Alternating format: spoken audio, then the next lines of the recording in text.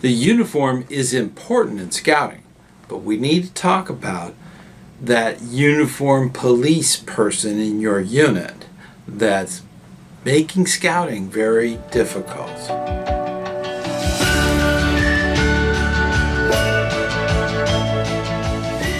Hey, ScouterStan, let's talk about uniform. Now, the uniform that a lot of scouts and scouters wear, that's one of those important aims of scouting, is that uniform identifies to the general public what a scout looks like. It also helps the scout and scouter to know that they're part of a group, they're part of a team, they're part of a troop, a crew, a ship. It's something to be proud of. And the uniform tells a story, and that's one of those videos that I've done. And definitely think about the uniform as a major part of what scouting is about. Now, with that, a lot of units will have someone who just chose to appoint themselves as the uniform police. They will nitpick. They will say, hey, you're missing a patch, it's not sewed on in the right area, it's 2 inches to the left and not to the right. They've taken it too far. Okay, yes, we want to make sure that everything's in the right place, but we can't make this person the police that enforces policy. Take your shirt off, if you're not going to wear it right. I've heard it all. Okay, so it's important that we understand that the uniform is important, but we need to also counsel these self-appointed uniform police that they need to be a little more friendly, courteous, and kind when they make their objections known. Now, I do have a video about how patches tell stories on the uniform. You can look at the different knots that they may have and see where their training is and see where their focus is. That's something that I, as a scout leader, I do all the time. It's a story. It's the story of that individual's progress through scouting. So definitely check out that video when you get a chance. Why do people become the uniform police? It might be because they want to make sure the rules, the guidelines that are set forth for the uniform are absolutely held to absolute perfection. And when there's a violation, it's a total disrespect to the traditions of scouting. And they fear that these small infractions, these small problems, as they see them, becomes an even bigger problem in scouting values. We all want our scouts to look good at events, parades, different kinds of ceremonies, public ceremonies. This is very important. Even when they're selling popcorn at the local grocery store, this is something that a lot of the uniform police start thinking that they have to be absolutely perfect.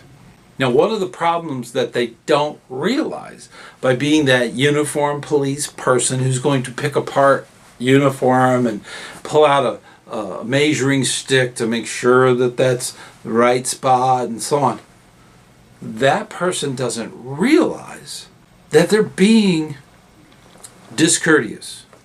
They're being embarrassing to that person. It's almost bullying. So we have to not allow that.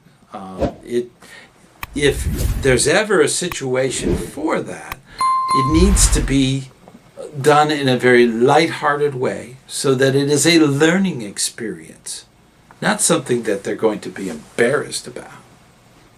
This also shifts the focus away from all of the fun and leadership and experiences that scouting has.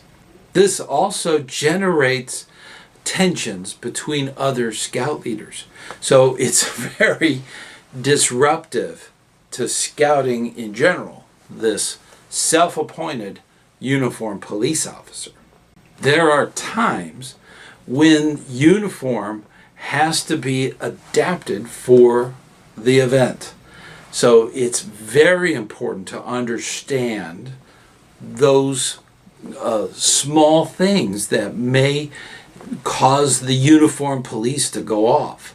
They need to be addressed with that person and taken care of, because it could be very disruptive. If you embarrass a youth in some kind of arbitrary criticism of something that's not a major infraction, that could actually end that scout even wanting to be involved in the unit. So you have to make sure that you take care of those things with that individual.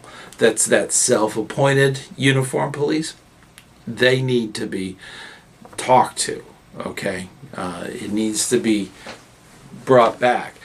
I love traditions in scouting, and I've had times when I wanted to say something and I just went, because that's not the point, okay? So it's important that we help that self-appointed uniformed policeman so that they don't cause these problems. Okay, before we go any further, I want to make sure that you know that you're invited to the campfire chat. This is a live meeting right here on this channel that we do every first Sunday at 9 p.m. Eastern Time. This is a great way to ask questions and not just me, but a lot of the guests that we have on the Fireside Chat. Definitely check that out. Also, I want to thank all of the Patreon for all of their support of this channel. In addition to that, we have our own membership right here on the channel. This is a fantastic way to get involved on this channel. Definitely hit the join button. It'll give you a bunch of information that'll tell you a little bit more about that process. So definitely get involved. We're going to just jump right on back. What's reasonable to be acceptable in a unit is completely up to the unit and the unit leader and how the unit is doing an activity. A lot of times, a full uniform is not appropriate for a bowling adventure that you're having. So maybe a Class B would be the uniform of that activity. There are different exceptions. So this is important for all units to really think about. Is their uniform? Uniform is important. Baden-Powell wanted at his experiment to actually have uniforms for every scout that was participating, but it just wasn't a practical thing in that experiment at Brownsea Island. So with that, he was military. He was from the military. He understood the importance of uniform. As a team, they look all the same and they're all working together towards common goals. So that's the thing about scouting. One of the big aims and methods of scouting is uniform. And it's important. But it's not a dress code that needs to be adhered to on a military type basis. There are exceptions to every one of those rules. Now, understanding the different kinds of uniforms, and one of the terms that we use in scouting is actually a military term, and that's Class A and a Class B uniform. There's different levels. A lot of times we tell scouts that they wear an activity shirt underneath. That way they can take their expensive shirt off if they want to participate in a football game or rugby or something like that. They don't get their shirt torn up. They can have an activity uniform right underneath. And that's the thing about the uniform. They can be converted from a Class A uniform for meetings and for ceremonies and stuff, and then you take that shirt off and you've got a Class B underneath, and it's appropriate shirt within the guidelines of the unit that they could actually wear for that activity. So a Class A, Class B. I know of many units that don't do uniforms during the summer. Right after camp, they might have no uniforms until they get back into the fall, when they start doing recruitment in the fall. So I know of a lot of units that do that. This is a common thing, and it's just to give the uniform a break. Of course, if it's a court of honor or if it's something important like a parade or something like that, they're going to wear the full uniform. So understanding all that is very critical to the uniform usage within your unit. Now, one of the important things is sometimes a unit may have individuals that cannot afford the uniform. So there's uniform closets that a lot of units will have, a shelf or a box or something that has donated uniforms in it, and they can be refurbished and reused. So this is something that they can use and do to save money on a full-blown brand new uniform. Constructive approach is what the uniform police are lacking. That's important to understand. As a unit leader, hopefully you're not that self-appointed uniform police, but as a unit leader, we see it, and we need to talk to those individuals and make sure that they understand. They need to be more constructive and helpful and courteous. Gee, like the Scout Law. These are things that they need to be reminded of. And a lot of times, and I've mentioned this before, sometimes these uniform police are coming from a military point of view. That's something they were either grew up with or were in the military. Yes, that's the military. That's the way they do it. These scouts are not at the tomb of the unknown soldier, okay? Where the threads are counted, okay?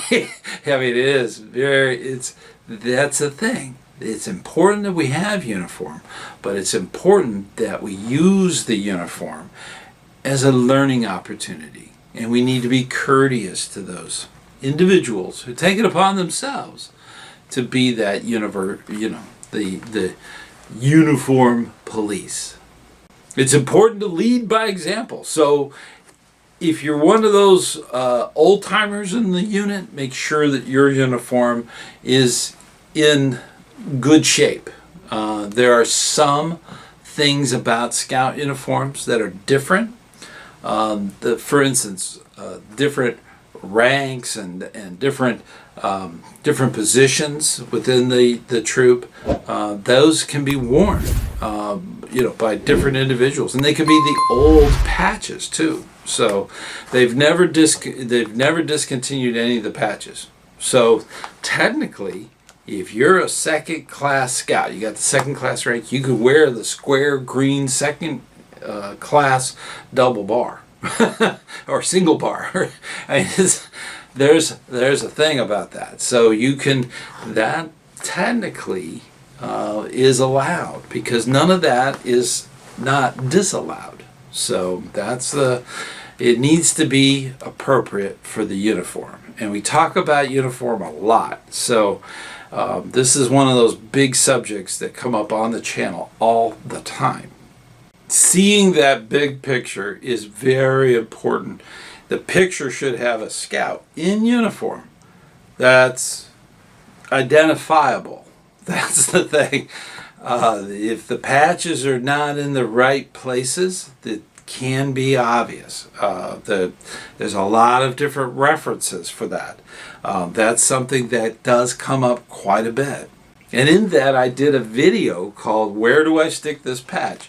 There's a lot of different places. So if you get a temporary patch, is it a temporary? Is it a rank? Is it something that you should put in a spot on your uniform? That is a huge question here on the channel. So check out that video and it will tell you where to put those different patches, what sleeve and what pocket they go on. That's an important thing. So definitely check out that video when you get a chance. A vintage uniform is really cool to see, and I love when they go to parades and they have these 1950s uniforms with the different hats, and it's amazing. Okay, so seeing that really is one of those big experiences. I love the vintage uniforms. Now the thing about a vintage uniform, you have to determine the date. Nothing beyond that date can be added to that vintage uniform. Everything prior, possible. But at that moment, that's when that line happens. You can't put a current rank patch on that uniform. It has to be the one from that date, prior to that date. That's the thing about a vintage uniform.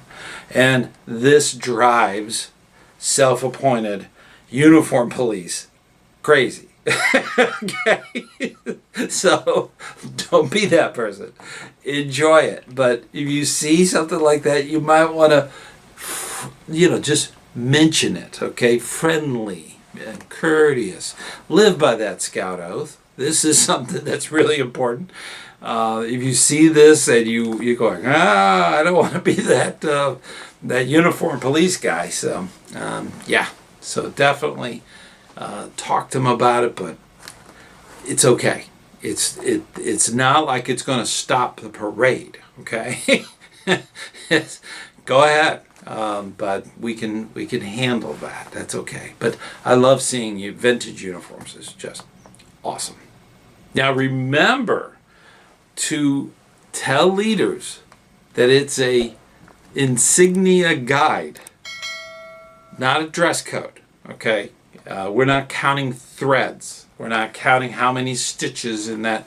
No, we're not taking the ruler out. We're being courteous and kind. It's far more important to live by the Scout Oath and Law, and the uniform telling that story is a wonderful thing. And we can do this. So make sure you get your leaders on the same page, okay? And work on these things. Work on the pride of the uniform, not the perfection of a uniform. We're not looking for ironed creases and all kinds of things like that. It's important that the uniform is respected, but not an absolute perfection. It would be nice, but it would definitely stand out. And it's better that it be a part of what scouting is. Let's keep the uniform as a symbol of our unity and not a barrier that divides us. Now, all of this stuff, we got to work on making sure that the uniform police, the self-appointed uniform police, don't take over. We need to make sure that they understand that we're trying the best we can, okay? And we're going to be courteous and kind to one another and work together on that, okay? So it's okay, all right?